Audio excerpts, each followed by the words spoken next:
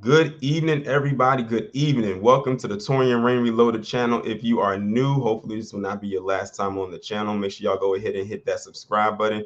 Go ahead and hit that like button, comment, share, all of that good stuff on your various social media platforms. Listen, this is going to be a very special show on my channel. It's a huge deal. It's a very big deal. It's something that was put together literally this month, thanks to another uh, person on Twitter who was a follower of mine. Shout out to Nas Escobar on Twitter for actually putting this together, where I will have the opportunity to have a discussion with none other than Marcel Dixon out of South Carolina. Y'all are going to get a chance to get familiar with who he is, what he's all about, how did he, get into these B1 spaces for those of you who are unfamiliar. And trust and believe by the end of this discussion, you are going to become a very, very big supporter of his, especially with what he has going on and coming up in less than a month. And I'm gonna just say it like this: if y'all live in the state of South Carolina, y'all better be prepared to get your booty to the pole. Since they want to try to tell us that's what we had to do, this is the time when you should actually do it. I'm gonna be completely honest. So let's see, everybody's starting to come in right now. I'm, good that everybody is in. Let's see who we have here. Speedy Thunder, Afro Elite, Simply, Sandra, Dewani, B1 Beauty Supply, Hackson KT, Janesta, Chat is moving so fast. Funny Man, Didi, FBA Goddess, Still Kevin Trees, Mika 2728. I'm glad that you are all here. But you know what? I'm not going to prolong this any further. The guest of honor is in the back chat right now. I'm ready for him to do his thing, and speak to the people. Also, make sure I have his social media platforms right here. This is his Twitter and his Instagram account. Make sure y'all go ahead and follow him. In the description is his website. Make sure you go ahead and check that out as well. So without further ado, we're going to go ahead and bring up Mr. Marcel Dixon. Sir, how are you doing? I'm good. How are you? I'm doing excellent. I'm doing great. I've been waiting for this day for the last, like I said, couple of weeks now. It was reached out to me that someone had asked me, do I do interviews on my channel? I said, I think I did like 2, maybe 3 on my channel. I don't do them quite often. And I said, they said, I wanted you to interview Marcel on your channel. And I said, sure, like, let me, let's make it happen. And here we are. The day is finally here. But I'm Thank definitely you for glad that having you me. just but I'm glad that you definitely, took time out of your much busy schedule to come onto my platform so you can, speak to the people, those who are familiar with you, those who may not be familiar with you, so they can get a feeling, a vibe about who is Marcel Dixon. Well, I'm a teacher, been a teacher for 17 years. I'm born in Savannah, Georgia, but my family and I have lived and I've been raised in South Carolina in a very rural county called Jasper County, right Mm-hmm. across the bridge from Savannah, Georgia. I'm Gullah, or Geechee as it's called in some areas, a descendant of rice growing Africans, a Creole culture. And most importantly, like you already kind of said, I'm running for Congress. I'm running for reparations, but I'm running Yes. against, because who I'm running against is important too, Yeah. James Clyburn. And what has Yes. happened recently has Mm-hmm. just reminded everyone of why it's even more important that he has to go. Yeah, most definitely. And I think everybody who's on this side is very familiar with who Jimmy Clyburn actually is, and for quite some time. And it's crazy that you're in South Carolina, because I went to school in South Carolina. I went to college in South Carolina. I went to Benedict College in Okay. South Carolina. So when you said Jasper, I'm familiar with that because I know or or acquainted with some people who are from Jasper. So Right. when you said that, that's why I kind of shook my head. I said I'm familiar with Jasper, South Carolina. But I guess my question to you is, what made you want to throw your hat into the ring of politics? I know you said that you were a teacher, so you're making that segue from being a teacher into politics. And I know for some that's like an interesting leap to take. So what triggered you? Like, what did you see that's, what, I have to do something. There has to be a change, and I feel like I'm going to be that change. Well, it was a combination of what I was seeing and what I was not seeing. What Mm-hmm. I was seeing was my students, my Black American students, especially, even the ones that followed all the rules, stayed out of trouble, went to college, made good grades. I was seeing them and my students who unfortunately may have gotten into trouble, may not have always done well in school, fall further and further and further into poverty. The same type of poverty in which their parents struggled, in which their grandparents struggled, in which their great grandparents struggled. And I wasn't seeing us making any progress, even when we were out there being the top of our class, starting our own businesses, getting degrees. I was seeing other groups, however, even children of people in the country illegally, surpass us within a year. They already have amassed more wealth than entire Black families that have been living here in South Carolina for generations, for decades. That's what I was seeing. What I was not seeing was any politician, Black and non-Black, doing anything specifically for us. But at the same time, I was seeing them doing policies for Native Americans, Asian Americans, for Jewish people, for you name the group. And while at the same time, nothing was being specifically done for Black Americans. The cherry on top, though, was when I was doing research on my congressman, James Clyburn, and I found out that even though he's been in office for 30 years, his majority Black district, where I have lived my entire life, is the sixth poorest out of 435 districts. Now, I'm a teacher. I get kids coming to me who are not reading on grade level, a fifth grader reading on a first grade level all the time. And I get 6 to 8 months to get them on grade level and to get them to a point where they can pass the test at the end of the year. 6 to 8 months. If I had that child for 30 years and they still could not read, who in their right mind would trust me with their kid? Who in their right mind would defend me as being a good teacher? This man has had 30 years, and the best he's been able to do is to have his majority Black district, the sixth poorest out of 435, but for children, and the majority of the children here are Black, it's the third poorest. I said someone had to do something, and I didn't see anyone doing anything, so I said that person had to be me. Wow, that's a pretty, very interesting rundown of the reason as to why you are putting yourself into the political ring. And I know that cannot be easy, considering that we know the type of reputation that Jim Clyburn has.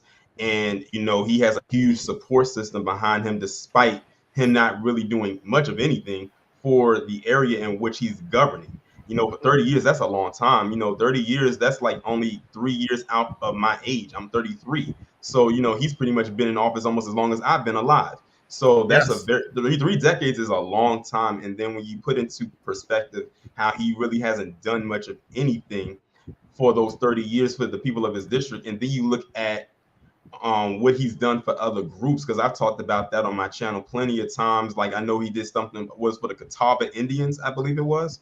Yeah, he had did Catawba something Native for Americans. And yeah, I need to specify this. okay. People must understand the Catawba Native Americans aren't just any old group of Native Americans. They were former enslavers. And not only were they former enslavers, they were known for being brutal enslavers. And not only were they enslavers, they were also slave catchers. They were so brutal that if one of our poor formerly enslaved ancestors happened to be caught, they would rather be returned to the white enslavers than the Catawba Native Americans.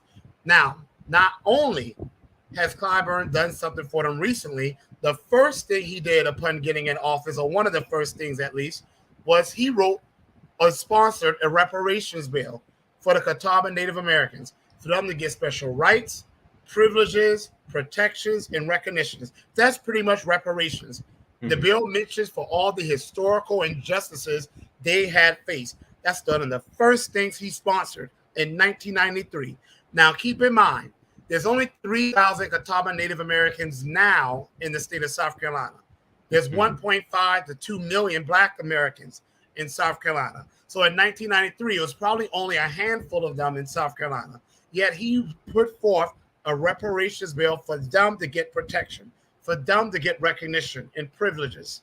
Then in November 2021, he wrote another bill for them to get 20 acres of land on which they can build a multi-million-dollar casino from which they will get billions of dollars. Meanwhile, Black Americans, South Carolina being ground zero for this, have had stolen 15 million acres of the 60 million acres of property our ancestors were able to amass. The Gullah Geechee, we've lost countless, hundreds of thousands of coastal property to theft. He has not written one bill to address that. Wow. And that's news to me, the part where you was talking about what happened back in 1993, because I was familiar with the more recent part with what happened in November, because I had spoke about that on my channel. I'm like, dude, like, what are you doing? Like, you're literally giving more land to a group of people that probably don't really support you like that, and most likely probably didn't even vote for you, and they're about to get. Here's the thing: a good bit of them don't even live in South Carolina. I was the majority of them live in North Carolina. North Carolina, yep, I remember that. Yep, exactly. I'm like, you are representing the state of South Carolina, and you're giving basically a offshoot reparations package to a group of people that, one, aren't even Black, and two, live in the state above you, a state that you're not even over. Like, how does that even work? And that's and they what probably really enslaved his ancestors. Exactly. And they probably enslaved his ancestors. Now, check this out about his own district. Clyburn's district, where I live, IRS says the 6th poorest out of 435, only the most disgusting sellout of a so-called Black person can try to defend that level of failure, and some try. The 3rd poorest for children. But here are other statistics. His district has the most toxic level of drinking water in the United States of America. His district has the highest eviction rate in the United States of America. His district has the highest level of Black people getting their arms and legs chopped off due to medical anti-Blackness in the United States of America. His district has some of the worst school districts, educationally speaking, based on their standardized test scores in the United States of America. But he's worried about a group of people who used to enslave us, and the majority don't even live in South Carolina and not even in his district. That's crazy. And like I said, I learned something new about, the Catawba Indian, the natives and them being enslavers and everything like that. And I kind of figured that when I had saw the picture. I said, these are like some $5 Indians. I was like, they don't look like the natives that I would think of. Like, I'm like, nah, that's definitely not it. But that Jimmy Clyburn is something else. But one thing I've always said too, like, I come up with a terminology called politrictions, because I said a lot of politicians, a lot of them just lie and they trick, especially a lot of Black people, in order to get their vote. And then once they vote for them, they just pretty much leave them hanging high and dry, and they go and do for others, much like the person we're talking about now. But one person I always bring up is, to counter that, is Marion Barry. You're familiar with him, right? Of DC, yes. Yes, mayor for life. But the reason I always bring him up is because, with me being in the DMV area, and growing up under his, him being a mayor, and even all the stuff that he had going on his personal life, people still support him because he was for the people. And it's very rare that you have politicians, Black politicians, come in and actually do for the people like how he did. And I always say, when are we going to get another Marion Barry? And then here you come, and I'm like, this guy right here is possibly, most likely, the second coming of Marion Barry, probably even times 10, because of what you're pushing for, as far as reparations and tangibles, because it is so rare that you have a politician actually even utter the words reparations or tangibles and actually really push for it to actually happen. And that's why, a lot of people are gravitating towards you. And then you come, and I think another thing that helps too is you're coming to a lot of the grassroots people. Like, of course, you talk with TBA, you've spoken with other smaller, I guess you can say, YouTubers who have smaller platforms and spoke with us, because you could have easily went to like a lot of these big mainstream outlets and did a bunch of interviews with them, but you're coming and talking to us. So I think that actually, it helps us connect with you more. Like, he's down here on the ground level with the people that can help elevate him. And then his platform is telling, this is what I'm doing. I'm putting Black people first, Black Americans in particular first, FBA. So, and I was looking at your, website, and, looking at your slogan. Yeah, like, to those in the chat who are unfamiliar, yeah, Marcel Dixon is the real deal. And like I said, if you live in the state of South Carolina, you know what you got to do in June. Is it June 14th, right? June 14th. So it's June like 14th. 27 days away. Yeah, and that time is coming. Like, that time will be here before we know it. And we know it's going to be hard. I saw someone in the chat said that you were brave to even go against a machine like Jimmy Clyburn, because like I said, he has the push behind him. But we know what the real is. So, it is what it is. I would say, I'm not going to run away from Blackness. And that's what it's like. There's some unwritten rule out there that these sorry, pathetic excuses for Black leaders, quotation marks around both those words, because they don't even deserve the gift of being Black, where they can't specify Blackness. We just had some monster massacre 10 of our people, and you still can't even get some of these members of the Congressional Slack Caucus to even utter the word Black. Now, I put that up on my Twitter page, but when Asians were murdered in that so-called massage parlor that was strangely open in the middle of the night, when Asians were murdered in that massage parlor, which was an awful thing, obviously, Clyburn was quick to specify Asian Americans.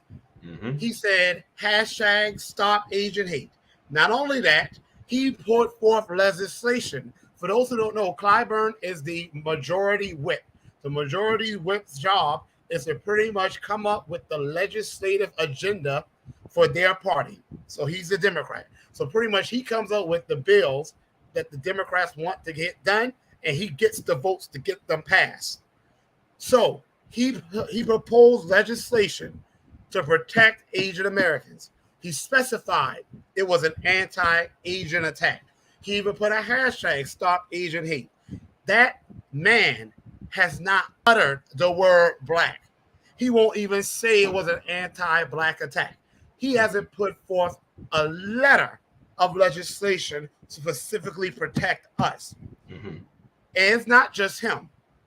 The Congressional Slack Caucus apparently released a statement today, and they would not even mention the words Black. They're trying to make this about some gun control. This ain't had a damn thing to do with gun controls. This ain't had a damn thing to do with mental illness. This had everything to do with centuries ongoing anti-Black racial terror.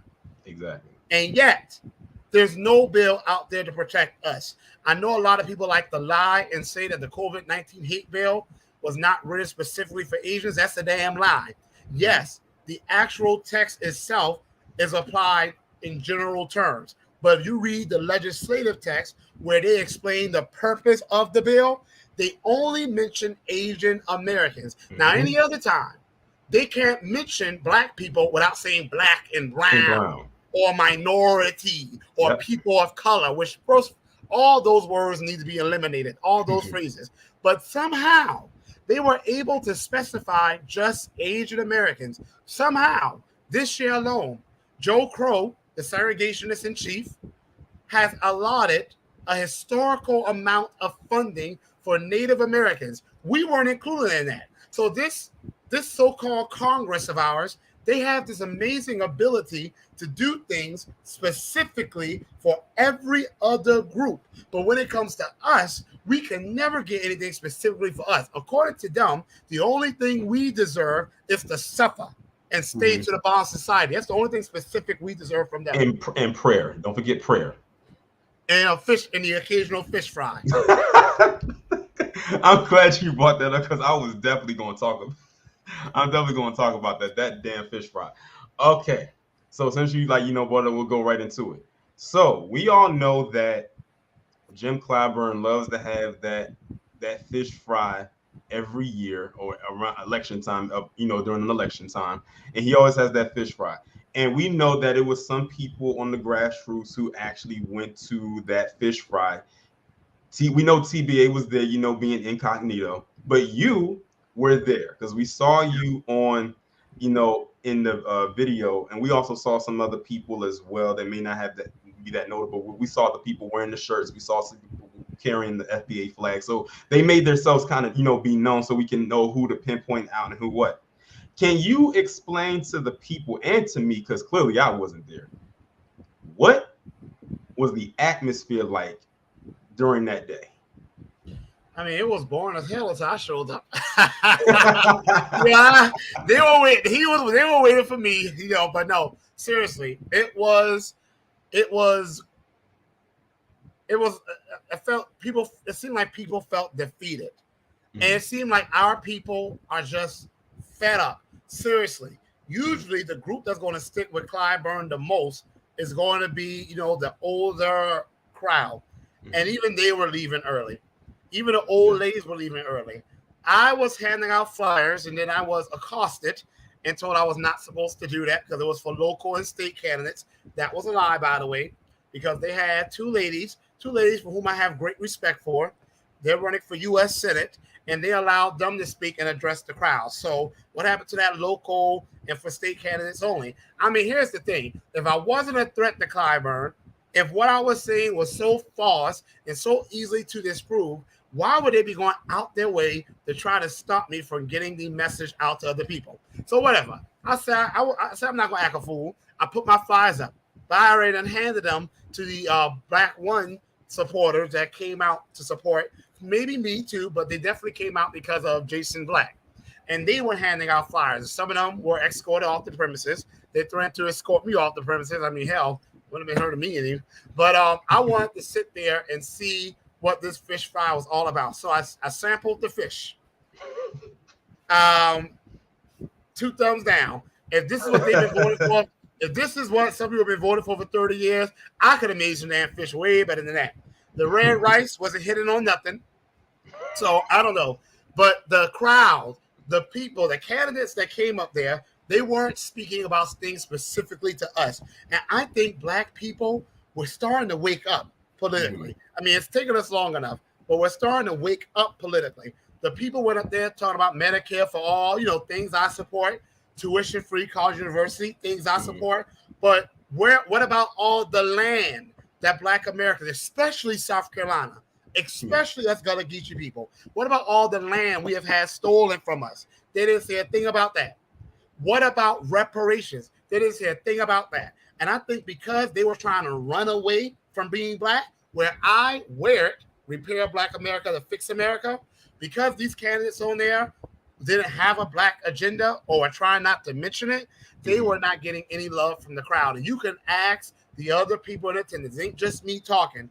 They were trying to say, can I get an amen? They got no amen. And in South Carolina, the Bible Belt and Charleston, Charleston's nickname is the Holy City because we have almost more churches per capita, per square mile than any other city. And you don't get an amen from Charleston. That means people ain't feeling you. But I would, if I was the candidates there, I wouldn't take it personally because people weren't really feeling any candidate. So it was really bad. It was empty. It was way more chairs than people. And most of the people there were as volunteers.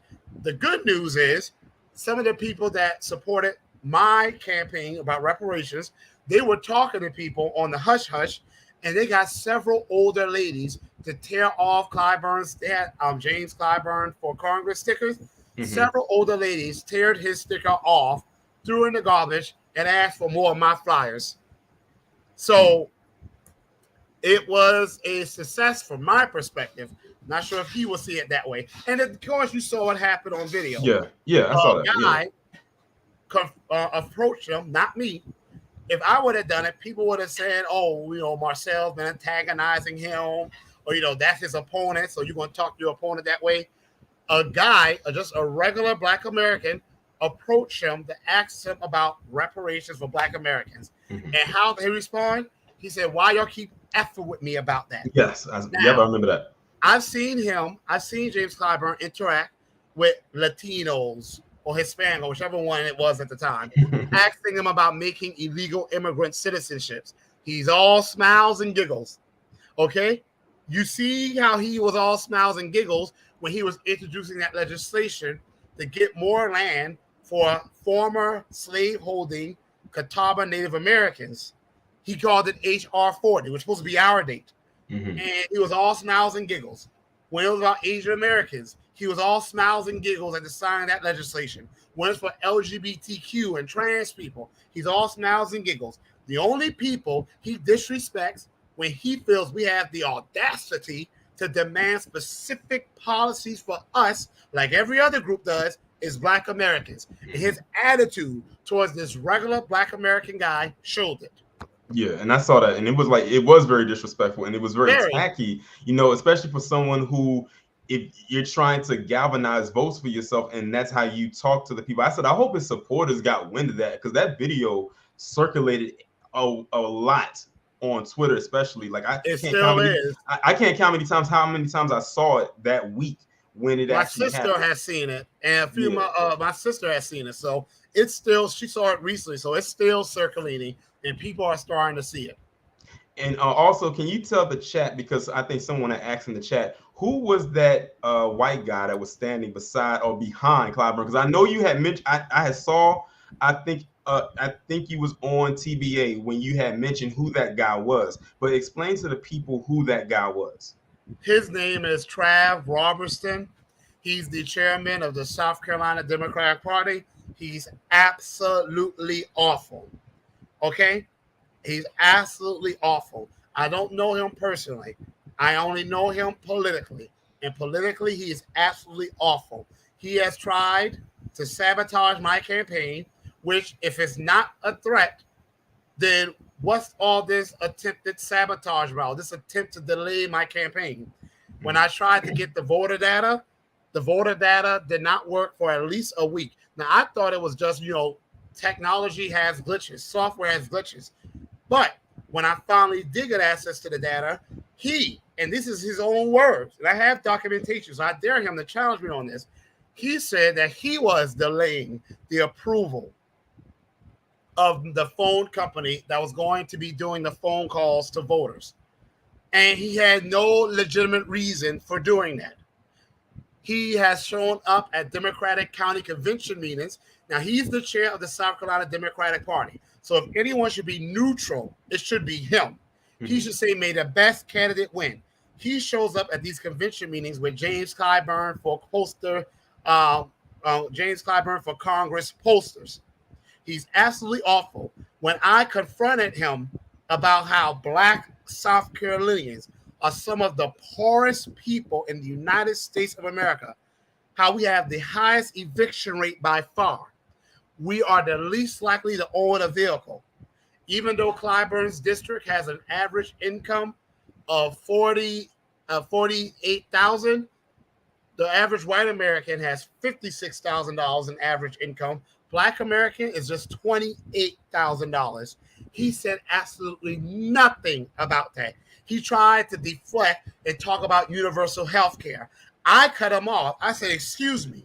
I mentioned Black South Carolinians, things specifically for us, in case you did not hear me.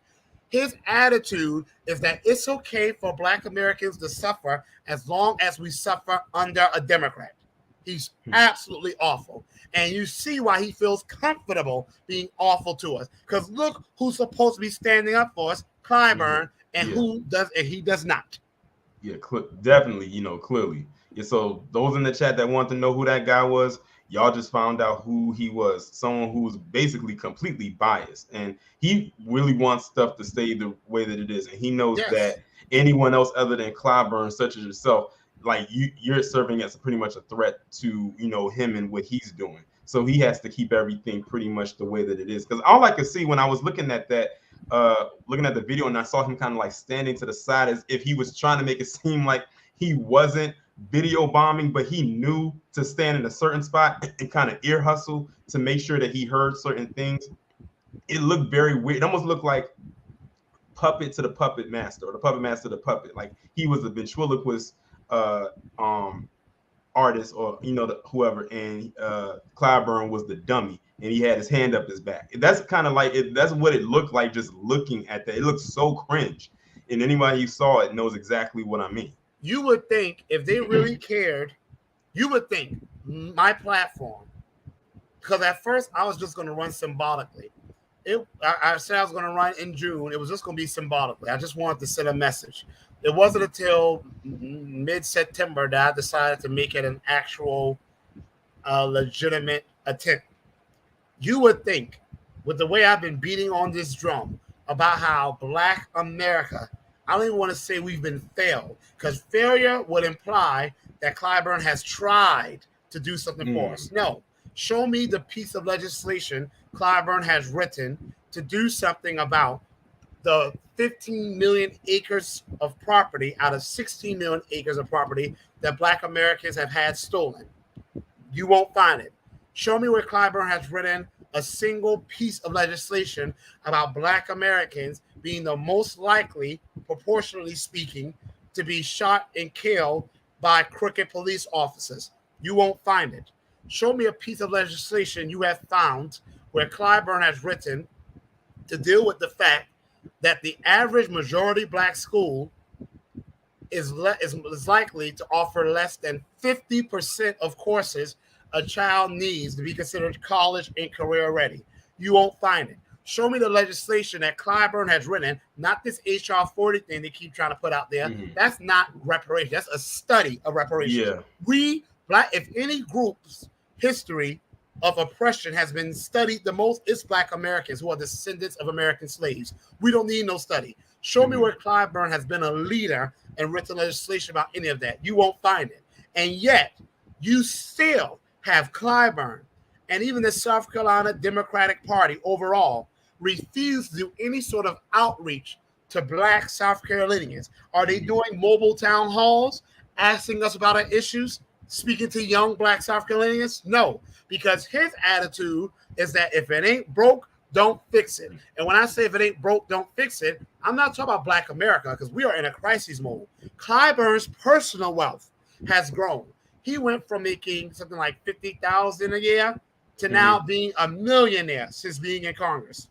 Not only that, an article came out where he's been funneling money into his family members, according to the article.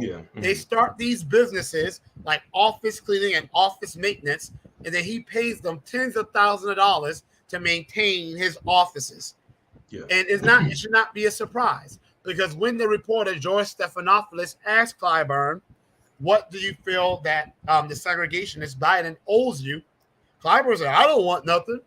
I just want a country where my children and grandchildren could pursue their aspirations, develop, and thrive. His children and grandchildren. He didn't mention the children of his district. He didn't mention the grandchildren of some of the people in his district, nor their great-grandchildren. He only mentioned his. He has been making it very clear about who he cares, and it ain't us. Exactly. Yeah, I remember seeing that, and when he had said that, it's like it was almost like one of them like them cartoons when your jaw just drops to the floor and your tongue rolls out like in complete shock when he had said that. Of course, it shouldn't be really shocking to anybody if you're familiar with his reputation. I said, so you really are in the business of Jim Clyburn LLC. The business of you and only yours, and that's it. That's all that matters. You're not caring about the district that supports you and has supported you, which just boggles my mind how people could still go and support this dude. I'm like, what kind of stranglehold does he have on you for you to continue to support somebody or an entity like that really could care less about you and your well-being? It is, comfort could be the death of us. Okay? Like I always use this analogy of a flea circus. The way you start a flea circus is you take fleas, you put them in a box, and you put a lid over it. The fleas will try to escape. After a while, the fleas will stop. You take the lid off, and the fleas will no longer even try to escape. That is the situation with a lot of Black people in America, not just South Carolina. We've gotten so accustomed to the level of poverty, to the level of disenfranchisement, to the level of neglect that should be criminal. For us to have only $24,000 in wealth, but the average American family outside of Black America has $122,000 in wealth. We've gotten accustomed to this. We think that every other group of people struggles the way we do, and they don't. No. Any other group would be at someone's door with a pitchfork right now if they built the nation, and yet all the other groups own this much land, and we're down here in our terms of land ownership. No other group would tolerate this and keep putting the same person in office. Yet, there are actual traitors among us.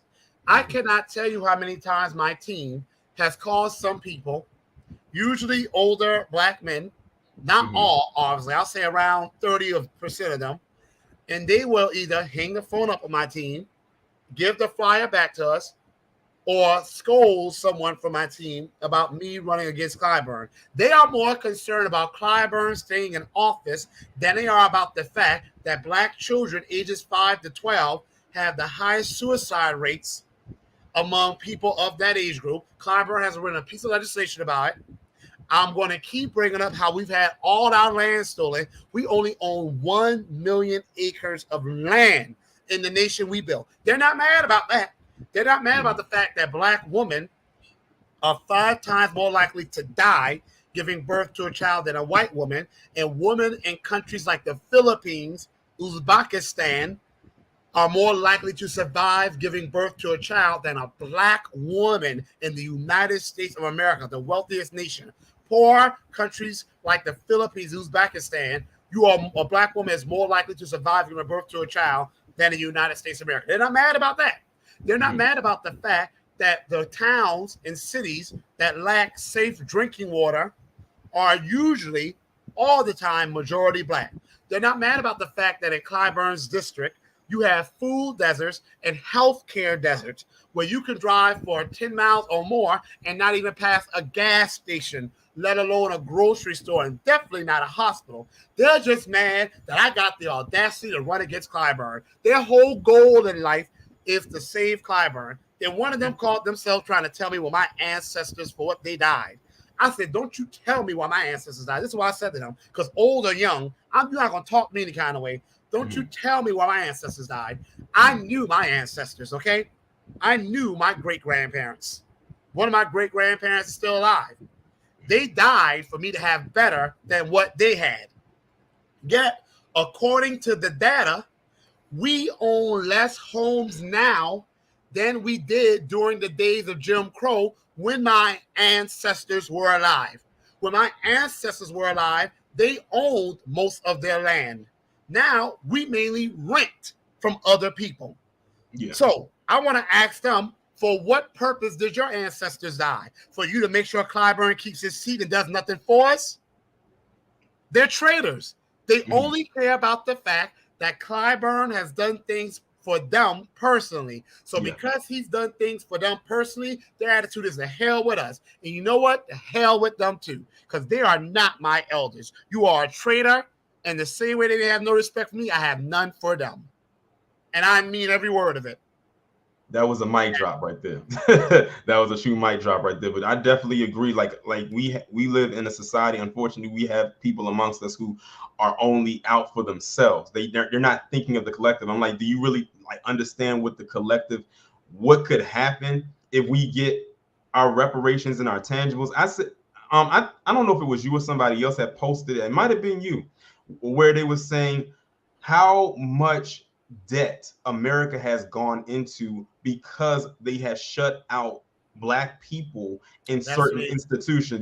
When you had said $16 trillion, and it's ironic you said that, because when I was looking at a video a couple years ago, when the reparations talk really started to really catch steam to the mainstream, they were saying that Black people in America, FBA, well, at the time we didn't have the FBA title, but Black Americans in particular, they said starting at its lowest point, $16 trillion is starting off. That's just starting, and it's amazing and that how was just in the year 2000. The study you're talking about is from Citigroup. And Yeah. Citigroup, I always want to bring this up in case people want to challenge the study. Citigroup is one of the largest financial service providers in the world. Now, I don't give a damn about them, but Citibank, which is under Citigroup, they're one of the largest banks in the world. They're considered a bulge bank, meaning that if they were to crash, one of the 9 banks, that if they were to crash, the global economy would be damaged because of it. They did a study saying since the year 2000, America has lost $16 trillion because of anti-black racism. It's 2000, okay? Now, America is only worth, as of 2021, $19.2 trillion. That's our total GDP, meaning the total value of our products and services. So we will be twice as rich right now if America had paid reparations in the year 2000. If you go back beyond the year 2000, imagine how much more we have lost because of anti-black racism. But you know what? Lyndon B. Johnson, who was racist against black people, even though he did the civil rights legislation, they even said he called the civil rights bill the N bill, the N-word bill, whatever. But he was doing a study on poverty. And after speaking with white Americans in the Midwest and in the South, he said he found out that the only thing you got to do for a poor white person was to convince them that they're better than the best Negro. And he said they won't notice you're picking their pocket. Then he said, hell, give them someone to look down upon and they'll empty their pockets for you. That was a racist white man from Texas telling us about racist white people. And if any white person listening gets offended, too damn bad. If you're not racist, if the shoe fits, wear it. Hit dogs will holler. If you are not racist, you shouldn't be offended. Lyndon B. Johnson was a racist white man telling us about his people. That some of them don't care that helping black Americans will help America. They just don't want black Americans to get what we're due. And those people are pathetic, worthless, and useless. And I'm not going to be concerned with them. I do want to go back to the older people, though, because I expect an anti-black white bigot to be what they are. I don't expect nothing from them. I do expect an older black person to say that my children deserve better. My grandchildren deserve better. My great-grandchildren deserve better. My great-grandmother, who died when I was 31 years old, she was a great-great-grandmother. The good news is I've been getting a lot of success with that older crew. The 30% of older black men that think that it's more important to protect Clyburn than to protect black people, nothing can be done with them. They're dead to me like the old anti-black white bigots are. They're going to me. But I do want to acknowledge that when I get to speak to the older demographic, that people would think they'll be in Clyburn's pocket. That is not the case, especially with the older black woman. A lot of them would say they're tired of Clyburn. One lady said, get his ASS out of there. Some of them said he's got it too comfortable. And one lady said he's got to go. Because they say they don't see what he's doing. But now, I think the more people get to know me, the more people are starting to agree with me. When I bring up the situation with Ukraine, and let me tell you something, Torin, this is white Americans, black Americans, blue Americans.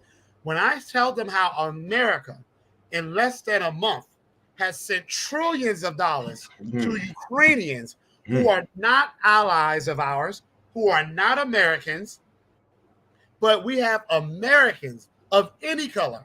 Yes, most homeless people are more likely to be black. We're 15 to 20% of the population, over 55% of the homeless. Somehow, these older people who want to defend Clyburn, some of them, they think that's okay, just as long as Clyburn is okay. But we got even white veterans, I know, that are homeless. And yet, we have a so-called baby formula shortage. Yet this country has sent trillions to Ukraine, and they've sent baby formula to illegal immigrants. Yeah, I heard Once about I that. bring that up, every black person, every white person, every blue person I speak with automatically asks me for more flyers or takes my flyer if they weren't inclined to take it originally. Yeah, like that. Yeah, that baby formula thing, like that's just like recently happening. I said that is insane. I'm like, y'all are literally taking something that is From needed from Americans. That's a necessary need for for newborn, babies and and the mothers to give to people that aren't even from here, and for what? And that Like they that's a lot of said things. were Nazis. If you go back just 6 months ago, it was common knowledge that the Ukraine was filled with Nazis, that their military literally has Nazis that do demonstrations in broad daylight. But you know what? People want to talk about how racist Trump was. Trump wasn't sending trillions of dollars to Nazis. That's what this Biden segregationist is doing. Because when I say, why is he so gung-ho about sending so much money to Ukraine? Then I remember, wait a minute, they're Nazis. A lot of them are Nazis over there. And we all know Biden. You know, what did Clyburn say? Joe knows us, and we know Joe. Yes, we do know Joe. Joe was best friends with Ku Klux Klan members. Joe was best friends with segregationists. So when I see Joe, good old Joe, sending trillions of dollars to Ukraine, I think to myself, of course, this man will love a good Nazi. When has he never not liked a good segregationist or a good Nazi? Please. Yeah, remember over in the Ukraine, it was a picture that came out of them holding up a sign basically saying they should support Derek Chauvin. Well, not just that. How about how they were treating the black people over there, the African immigrants, mainly from Nigeria, it seems, that were living there? Did you hear "We Know Joe" say anything about that? Did you hear one word of condemnation towards the Ukrainian government about their treatment of black people, in this case, Africans? And yes, I know we have some issues with, I don't know if we want to say our brothers and sisters, our cousins or whatever, but some people in diaspora from the African continent and African diaspora, we know if people say we're family, then family fights among each other, whatever. I'm not family members with coons. I don't have any coons in my bloodline. Okay, right. But Joe Biden didn't say one word of condemnation about the way the Ukrainians were treating the people over there, mainly from Nigeria, okay, and other African nations. But not just that, though, Torian. We tend to forget this same Nazi-loving segregationist fool, Joe Biden, that Clyburn sold to us. We already know he wrote the crime bill of 1994 that locked up more black people since the days of chattel slavery. But before the crime bill, he was also the person that did that disparity between crack cocaine and powder cocaine, which only difference was that white people used one, which almost resulted in no time, and black people used one other form that resulted in a crazy amount of time. He also brought mass incarceration among our people. But not only that, we have already forgotten, he tried to give reparations to illegal immigrants because they were separated from their families. So the hell what? They broke the law. That's what happens. You go to jail. Yeah. I thought Biden loved throwing people in jail. My bad. He only likes throwing black people in jail. So it's okay for us to get thrown in jail and get separated from our families. That's okay. But the moment it happens to an illegal, he wants to pay them $450,000, not per family, but per person. I don't give a damn what anyone says. Trump wasn't trying to give illegals $450,000 in reparations. This is the same man, though, that said he told the Democrats behind closed doors, don't expect too much of reparations. This is the guy that Clyburn sold to us, a Ku Klux Klan member without the hood. Yeah, when I found out that he was going to try to pay $450,000 per person, I said, "Do you know how many a lot of those who cross that border pack into one house?" Exactly. I said, literally, with 3 people, they're already millionaires. But not just that, though. But not just that. Even more disgusting. I don't know if we remember this. They emptied hotels. They actually bought hotel rooms for illegals. But what about, and this was in the state of California, using federal dollars. Yeah. But you got Americans on the streets. And in California, black people own like 3% of the population. Oh, I already know because I was in LA, so I know. 50% of those on the streets. Yes, I went to Skid Row when I was out there, and it was mainly black I've been people. there too. And it's very depressing. For those of you who aren't in California, if you ever get a chance to go down Skid Row. It's so depressing, and look at the faces. They look a lot like myself and Marcel and you. A lot of them. It's very depressing. I remember I was down there, and usually I was acting as a tourist. It was my first time out there. I did not take any picture or any video of that because I was just like, wow. I mean, I heard of Skid Row, You but have it to was see it to believe it. horrible. And it's multiple streets. It's not I Skid say Row. it's expanded now. It's not just one long street. It's multiple streets. It's almost a block. Multiple blocks at that. It's really bad out there. It looks like something that you would see in the slums of a developing nation. Yeah. It really does. And it's heartbreaking. Speaking of that, so Clyburn and I forgot the other lady. I don't know if it's, what's that lady? I can't stand her. Karen Bass. I can't stand her. They went and I think towards Skid Row. And Clyburn had the audacity to say he's never seen poverty like that before. Oh, really? He's from South Carolina. He's from rural South Carolina. He has seen poverty worse than that. Okay? Mm-hmm. He has seen poverty way worse than that. You have the 6th poorest district, Mr. Clyburn, in the United States of America. You know what? He's probably not lying.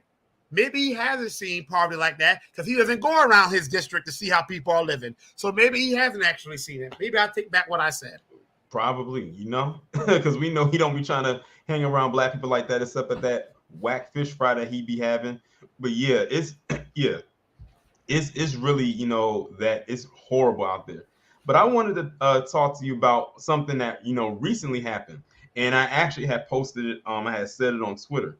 And this actually happened, if I'm not mistaken, either yesterday or 2 days ago, when you and Tariq had to come in like Batman and Robin and check those Christians in that Twitter space when they kept trying to say that, Jesus apologized, to them or forgave them. It had something to do with reparation. It was so dumb. But you and Tariq came in like I said, like Batman and Robin, and were tag teaming off of each other, like really going at them. And if for those of you who don't know what I'm talking about, if you go to Tariq Nasheed's YouTube channel, is one of his most recent videos that he posted. And you come in probably around a little after the 10-minute mark, and y'all was going in on them. Can you elaborate? How did it even get to that? How did that happen? I forgot her name, but it's a white lady. I think it was Is it called Monica? I think her name was Monica. Yeah. And I've been on her. She does like a show. I've been on her shows before, and let me just say, I'm used to dealing with white people like Monica, evangelicals. It's like a lot. That's what they call themselves. It's a lot of them in South Carolina, obviously. And some of us may think they're like weird because they're very, in their minds, at least, they're very much Bible thumping type people, selectively so. Now, I actually don't have any problems with Monica. I don't agree with a lot of her views, obviously. But one thing about her, as you saw, she does let people come up and speak of all different sides. But I didn't catch when she said that thing about Jesus Christ, but I figured she did because I heard Tariq mention it. And she said she was saying that Jesus Christ has forgiven America because he died for our sins. So somehow, spiritually speaking, this is what she said. I also want to say what she said, that the debt of reparations has been forgiven spiritually because Jesus Christ died for our sins. I have no comment on that one. Now, what I was mad about, because I wasn't going to say nothing, it was this really, really, really anti-black guy there named Mike who went on some long, nonsensical rant filled with all the classic anti-black tropes. Well, go back to Africa. Look how Africa looks right now. Well, we give y'all reparations and welfare already. First of all, Mike, I told you not to leave. I told you to stay right there until I got to speak, and someone went before me, and he ran off. That's what cowards always do. They always ran off. First of all, the majority of welfare recipients are white, okay? Oh, yeah. Second of all, if you want to talk about people receiving things from the government, look through your photo family album, Mike, because white Americans receive 4 Homestead Acts. The first one was when they was trying to get people to move here from England, and they were giving away a certain amount of acres of land to every white male that moved here from England. The second one was after the Revolutionary War, when some states like Virginia gave land to veterans or soldiers that fought in the Revolutionary War for the Union. The third one is the most popular, the Homestead Act of 1860 or 1861, that Abraham Lincoln signed, that gave away 10% of the entire United States of America. The U.S. is the third largest nation in the world. Imagine 10% of the entire country was given to white Americans. That's hundreds of millions of acres of land. Then the fourth one was the Southern Homestead Act that was really supposed to be for us, but we were left out of it because coming out of slavery, we didn't have a cent in our name. We were still facing lynch mobs. We were virtually illiterate, and we were scammed. The few who were able to almost get property were scammed out of it. Now, where does most wealth come from in America? Land ownership. That's the root of most wealth. So much so that 48 to 60 million white American families can trace their wealth back to the Homestead Act that gave them property. And you know what? I'm not necessarily mad at them, because it's not like they did it. The government did it. Not just that, though. Let's talk about the GI Bill. My great-grandfather is still alive. He was a World War II veteran. And the GI Bill was given to veterans returning from World War II. It gave trillions of dollars to white veterans to allow them to buy homes, open businesses, get pensions for retirement. The vast majority of black veterans, like my great-grandfather, were excluded from getting that. So while he was able to see his former white comrades leave homes, land, businesses, stocks, assets, bonds to their children, he was not able to pass down any wealth to his daughter, my grandmother, who is now deceased. Let's talk about the Wagner Act that allowed white Americans to form labor unions, which saw a drastic increase in wages paid to white Americans, which saw worker protection. Let's talk about the Social Security Act that led to things like retirement and disability. Black Americans were excluded from all of those things. So, Mike, you goddamn coward. If you ever want to debate me on something about handouts, come at me. Come at me. If you want to talk about handouts and being grateful, you be grateful that you were able to benefit from the wealth of a country that Black Americans built, but we have yet to get our due from. Exactly. So I wasn't too mad with Monica. I know how the evangelicals are, but and I wasn't even mad with the lady that was on there being, on there, kind of cool. And I want to call her cool because she kind of came around the end. I don't even know what she was saying really, but I wasn't even so mad with her. It was that Mike guy. I came on there just to check him, and I told him not to leave, and he ran away. Now I will tell you what's funny though. When that other white guy came on, talk about something, we just got to be grateful that we're not tadpoles or that we're not, starving Ethiopians. It was so racist that even Monica, a white lady, stopped him and said, wait a minute, when you say starving Ethiopians, wait, are you saying black people? He was like, no, I'm not saying that. Yeah, he was. Yes, he was. Yes, he was. Even, when a white person says you're being racist, you're being really racist, but okay. Yeah. But speaking, it's interesting, that I brought up, the space that you was in with Tariq, just right here. But there was another space that you were in, I think the day before, and it was listen. Listen. I was there listening a good chunk of the time, because I remember you had sent me the link to actually join in the space, and I think Kid Gravity, and shout out to Kid Gravity and Black Alpha Network, Queen Alpha, and all of them over there. Because I think he had wanted me to speak. I said, I'm not speaking because I know that they gave 60-second time limits to speak for those who wasn't you and Monique. And I said, if I started speaking, I would have came in there cussing like a sailor, and my 60 seconds would have been brought down to 10, maybe 5. Like, I would have came out swinging. But that was a very, very, very hard space to listen to. I don't know how you were able to do it because it was very hard to get through. Do you want like can you literally like kind of tell the people what that space was all about for those who did not see it?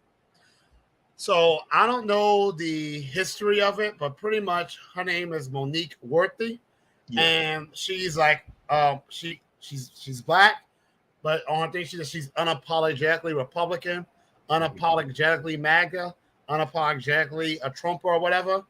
You know what's and apparently, but she said she's open to discussing reparations, but then she said during the conversation that she would never support it, so maybe you're not open to it. But in any Right. case, though, Kid Gravity and whatever they asked me to, if I wouldn't mind just having, they didn't say a debate, but a conversation. But I guess it was a debate. They don't really feel like a debate to me. They say Right, she right. was giving her answers, I was giving mine. The funny thing was, well, one, it was a hot mess because even when I presented Monique with data, she was like, I ain't using no data. I don't care what the data says. So I'm like, okay, there's nowhere for us to go. And she could not counter any of my arguments either because they were based on facts. Now, I will say to her though, and I will say to y'all too, that she actually said some things with which I completely agree. And I told her, like she talked about how the Democrats, how they get black votes, they'll do a damn thing for us. She's absolutely right. She talked about how the illegal immigration one too, how illegal immigrants flooding our neighborhoods and Democrats are going out their way for them. She was absolutely right. Those were the main two areas where we agreed. But I brought facts and data, and she did it. I didn't really. Right. I guess because I've been dealing with so many different people, I guess I really didn't find her troubling. The person I found most annoying was some guy who came on there. I guess. Oh, I know Yeah, who you're talking about. The one that kind of piggyback off of what she was saying. right. And he came on Yeah. there just mentioned like Lyndon B. Johnson was racist because I quoted Lyndon B. Johnson like I just did just now. Check me what you can do about it. Yeah. And he was like, well, he was a racist. I'm like, okay, so that doesn't disprove my quote. Right, exactly. And then he was on there talking about some black Wall Streets that were burnt to the ground. He was like, those were black Republicans. I'm like, okay. Well, first of all, most black people then couldn't even vote. So how do you know what party affiliation they had? But okay, your point. I'm like, I'm waiting for you to check me. And he couldn't do it. Those type of people really get on my nerves. The ones that they over there schooling you, like those type of ones, I don't be like. I'd be ready going on them. Yeah, I think what it was is that the so-called facts that they were like trying to give to you, we already knew. Like you're preaching to the choir. You're not bringing us anything that we didn't know, and it made it seem like you were trying to insult our intelligence. And that's one thing I always tell my people. One of my biggest pet peeves is when people insult my intelligence or try to as if I'm dumb and I don't know history. I'm like, you're not telling us anything new. And I think that's the part that was really like grinding my gears with that entire space, even with her.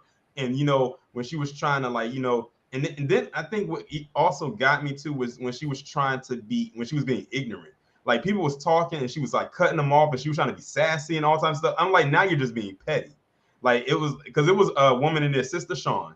Man, I never seen her go off like that before, but she was going off on Monique in that chat, in that space that night. And also, shout out to Afro Elite. He tried to get his point across, but she kept cutting him off. I'm like, yeah, I gotta go. I can't stay and listen to this anymore because I was tempted to click that request mic button, but I was like, I can't bring myself to do it. I said it's late. I'll wake the neighbors. So I'm like, it was very hard to like listen to. This is why, I guess they always talk about like black people going back to the Republican Party or whatever.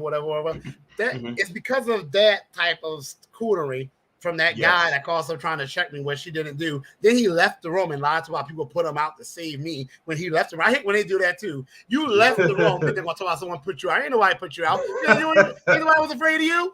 But anyway, that's why some black people scoff at like the term Republican or being conservative, because all they see is cool conservatives. Like they're like, in order to be a real conservative, you have to not be for reparations. You can't admit that there is systemic anti-blackness. This is almost like you always got to sacrifice your blackness first. And people don't respect that. I don't respect that.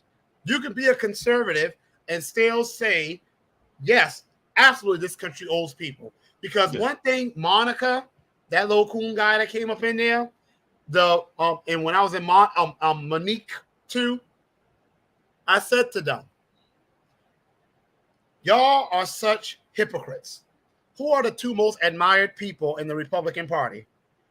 Abraham Lincoln, because they call themselves the Party of Lincoln, and Ronald Reagan. What do Ronald Reagan and Abraham Lincoln both have in common?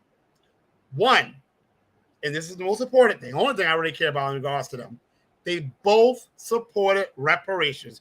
The last thing Abraham Lincoln did was Special Field Order 15, which was the closest things to reparations for Black Americans who are descendants of American slaves.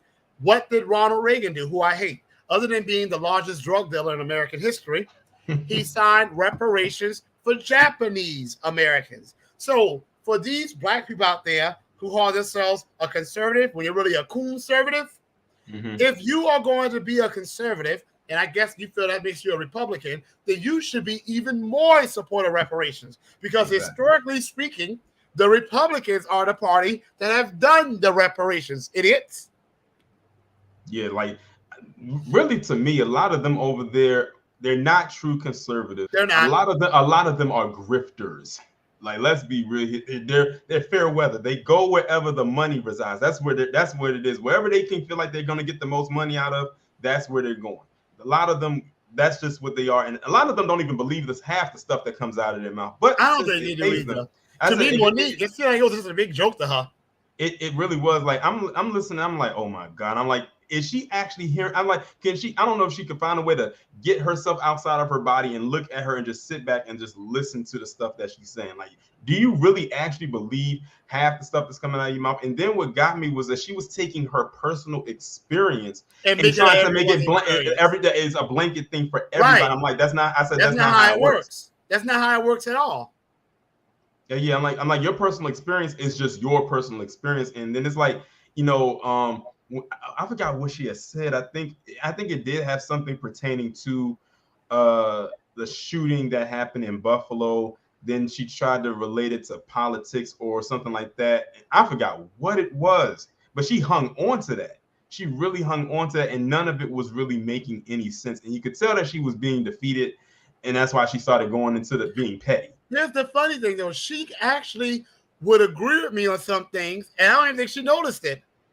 Like, remember she said when we was talking about black on black crime, which was not true, she was like, well, I don't think most Black people are worried about white supremacy. She was like, it might be white politicians and their bad policies that cause the conditions that lead to the crime. Yeah. I mean, that's what we were saying. So exactly. Then I don't know, y'all. I ain't trying to brag, but I be getting them. Because towards the end, she even came around the reparations. Now, here's what she said. She didn't say I support reparations, but she did say, she said the reason why I don't support reparations is because throwing money at a problem is not going to fix it. That's not enough. So I said, Monique, okay, if you're saying money is not enough, okay, I can agree with you. So give us the money and then do more. She could never respond to that. Sometimes they don't. I think they just be I think it's like they're trying to please an audience of people. It's like they may have their Twitter followers listen to them, and they know they have a reputation they have to uphold. So they have to say things that their followers are going to want to hear. Exactly. Because she really didn't disagree with reparations. She actually felt we just needed more than just the direct monetary payments. That's really what she was saying. Yeah. And I was about to, and I'm like this. If you come to me and like say you're FBA and you don't support reparations or whatever, I was like, fine. Well, when they do decide to cut the check, let me know when yours come in the mail so I can take it. So that's going to be that's going to be a part of my and watch the switch up. They be like, that's going to be a part of my legislation. I'm gonna have a waiver for them, but I don't know what Monique's lineage was, because when they asked her, she was like, well, I've never gone back into my lineage before. Yeah. I mean, come on. Yes, like it was kind of like shaky. Are you FBA or are you non? Because if you're non, you really have no say in this, and we can see why you said the stuff that you said. And it's kind of crazy when you have people who maybe in the diaspora who are against reparations for, Black people and everything like that. And I'm like, do you realize that if something comes to us and it benefits us, naturally it's going to trickle down to you. We're just saying we're going to get our stuff first, and then everybody else will get theirs, whatever. That's next. what they're afraid of. Every other group could demand specific policies for themselves. The Holocaust survivors get reparations. Native Americans, several tribes of them get reparations. The Japanese Americans receive reparations. We send billions, no, trillions of dollars actually to other countries, some that hate us, and everyone's cool with that. Only when the people who built the nation fought to protect the nation, only to be brutalized by this nation, from chattel slavery to our cities and towns being burnt to the ground, to Jim Crow, to redlining, you name it. That's the only time people become aghast, even when the data shows it will help the nation. Exactly. It's anti-Blackness. But we are in a crisis when we got piss poor excuses for leaders that won't even utter the words Black, let alone anti-Black. Exactly. It's almost like it's a curse to actually say the words, like almost if they say the word Black, like the boogeyman is going to appear out of nowhere, or like almost like saying Candyman in the mirror 5 times.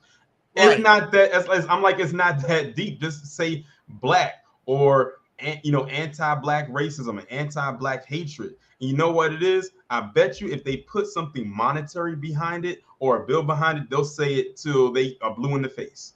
But because they feel like it's bad to say, or it's a taboo to say, they're not going to say it. And a lot is because they have handlers. So their handlers are saying, don't say this and don't say that. Even when they are in a majority Black district, yes, like Clyburn, for example, his district is majority Black, somewhere between 50 to 60% Black. And he's still afraid to be pro-Black, even though that's the majority of his district. And usually, I don't care if you're a Black politician, white politician, you usually have to go for the needs of the majority. Some of these so-called people, some of them are such cools, they are afraid to even serve the needs of their majority. Pathetic. Yeah, it's really sad, and it's really a shame, because these are the people that prop you up. Like, these are the ones that help you get and elevate you to a certain level. The least you could do is actually help them out, even just on the basic level.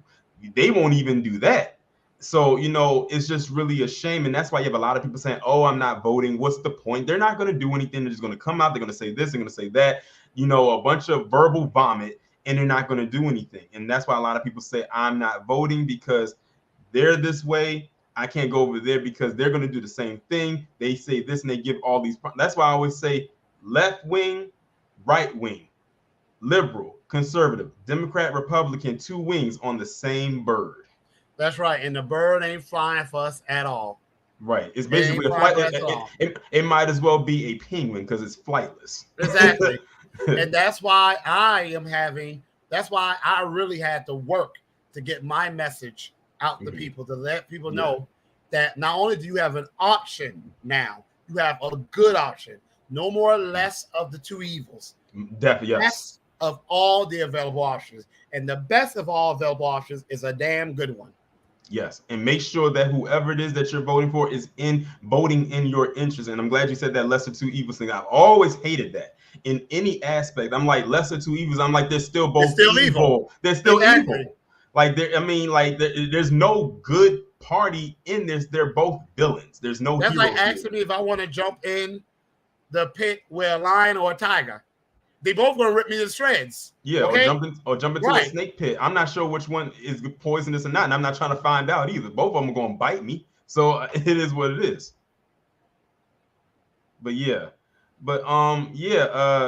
this was a very good discussion. I like having discussions like this because the time just kind of fly by, and it's just like it just flows. That's why I say I don't really like doing interviews. I like saying discussions because it's like it's almost like catching up. And I really enjoyed having this conversation with you. Is there any last words that you want to give to my audience about yourself? Your campaign. We know that it's coming up in less than 30 days, in less than a month. That election is right there. It's coming up. I want to let the audience know, first of all, I want to thank the real black media. I'm gonna stop calling it the new black media because we ain't new no more. We're well established. I want to thank the new black media, my reparationist family. I see somebody saying Clyburn. Why y'all keep that with me? No, I'm not gonna ask y'all that. The Freeman family. I want to thank everyone for their support. I want to say it's only because of us, my people, that I've been able to get this far.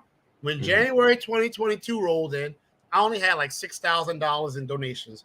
Now I'm at $100,000. Nice. Most people start campaigning 2 years before they really get into the final stretch. I just started like 7 months ago. Okay. And I literally came from nowhere. And because of the real black media like you and all the other people that supported me on Twitter, on YouTube, Instagram, you know, fan base, you name it, off the internet too, I've been able to get this far. But look, I can't say what I'm planning, y'all, but I'm going to make one last big push. And I am in need of donations. I'm going to be appearing, or I'm going to try to appear on some other shows on which I've been already to try to raise funds. If I say what I'm trying to do, it will only allow my opponent to try to act to circumvent what I'm trying to do. But if you can donate, please, if you're listening right now, marcelforcongress.com/donate. I really, really, really need your donations because I need to get the word out. I can't beat Clyburn in airtime because he has way more money. So he can outbuy me in airtime. He can outbuy me in radio time. He can, you know, he golfs all day. I work 60 hours a week. So he can make public appearances where I have to be to work. Yeah. But I have another plan. What Clyburn can't do is out support me. And I have a lot of people supporting me. But some of those people want to stump for me, but they can't afford to do it for free, even though they want to. Well, a lot of them have to work like I do. So they're making the sacrifice to take time off from their jobs. And the least I should be able to do is give them money to eat.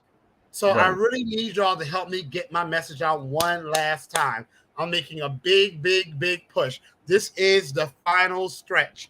And I have a ambitious campaign that I am launching. No, I'm not going to give the numbers. I know there's some idiot out there who thinks that if you're running for Congress, you should be telling your numbers and your strategy on the internet. You could tell they've never ran for anything.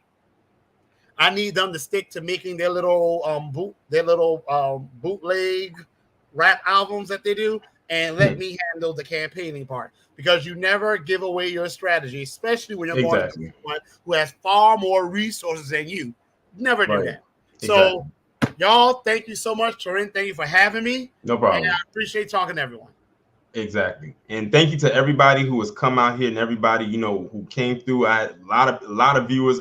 I'm glad everybody came out. Shout out to everybody who hit the super chat. I know I wasn't able to get to it because I was so focused in on the discussion. But with that being said, I'm going to end the stream on this note. Y'all enjoy the rest of your evening. Make sure y'all go and donate. The link to his website is in the description. I just posted it again in the chat. I had people like Black Voltron posting his links all up and down the stream and all up and down the chat. And if you live in the state of South Carolina, make sure on June 14th, y'all go out there and y'all vote for this man. I wish me living where I'm at that I could, you know, send in the ballot, but unfortunately, that's not how voting works. With that being said, I'm going to get off of here. Y'all enjoy the rest of your evening. I'll be back on here tomorrow giving y'all the one-a-day video.